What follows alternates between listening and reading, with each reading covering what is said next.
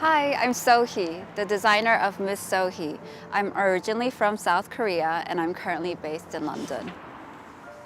So I came to London 6 years ago. For me, London is home because I have my friends here and I have all my creative friends around me that inspire me all the time.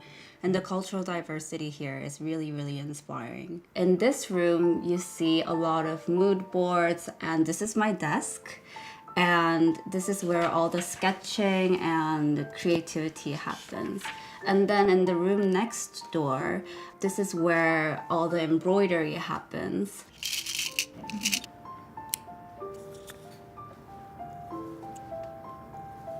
Definitely, I think embroidery is painting with beads and fabric.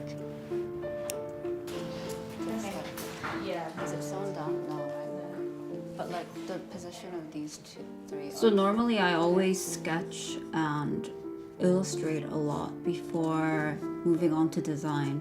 Sometimes I get inspired by my own drawings as well. So sketching is one of the most important stages in the process of designing. I think it's definitely when I see the dress on a model, when we do our first fitting. That's when you see the result of months of hard work and you finally see it on a person and you see it with movement, and that's when it's really magical.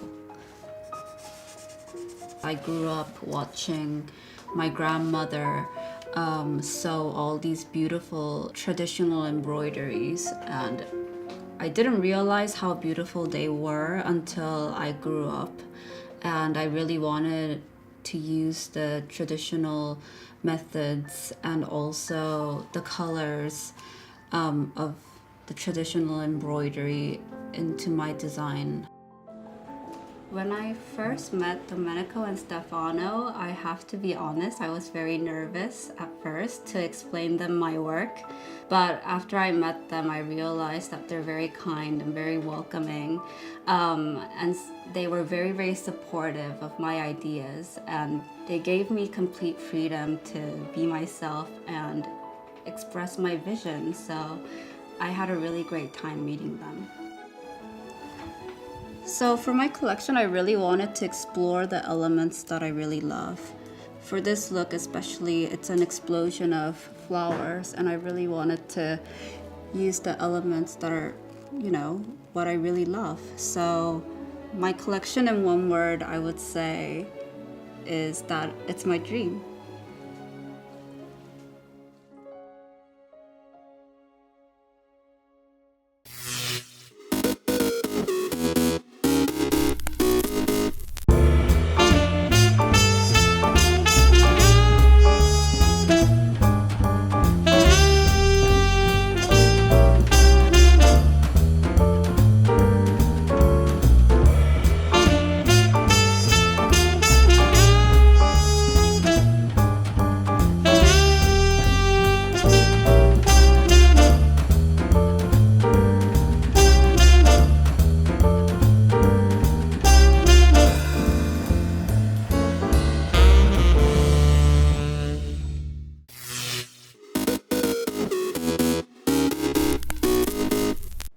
What does the Drakensberg mean to me? Well, in a word, it's widescreen. It's a cinematic landscape. It stretches from horizon to horizon. It's just huge. The mountains here are very distinctive. Their jagged peaks just pierce the horizon, and instantly you know you're in the Drakensberg because no other mountains in the world look like this. Everywhere you look, there's a great shot. The plant and animal life is amazing. I've just been stunned by the variety of birds, and there's such a sense of tranquility. It's just beautiful.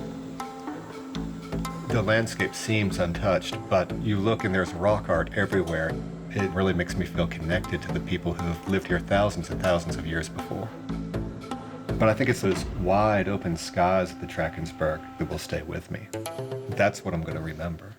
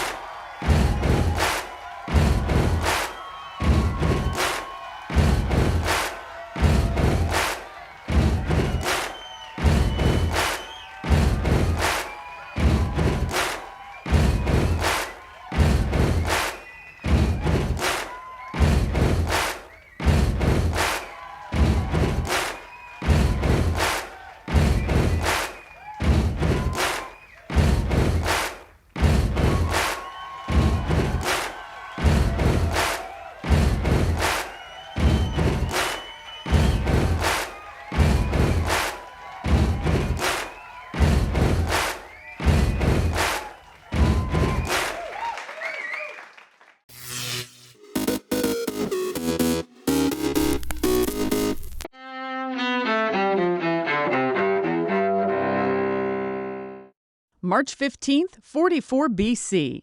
The Ides of March in ancient Rome. That's when dictator Julius Caesar is assassinated by a group of nobles that includes Brutus and Cassius. 1965, in Washington, President Lyndon Johnson urges Congress to pass an effective voting rights bill.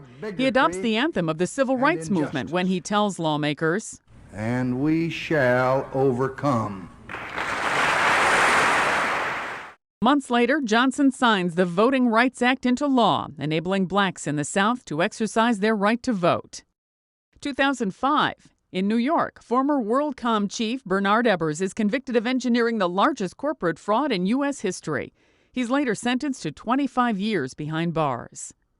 1964. I said, get over there and answer that door. All right, love. Whatever love wants. Actress Elizabeth Taylor marries actor Richard Burton in Montreal, Canada. The tumultuous pair stay together for more than a decade. And 1956. I could have danced all night. I could have danced all night. In New York, the musical My Fair Lady, starring Rex Harrison and Julie Andrews, opens on Broadway. Today in history, March 15th. Sandy Kozel, The Associated Press.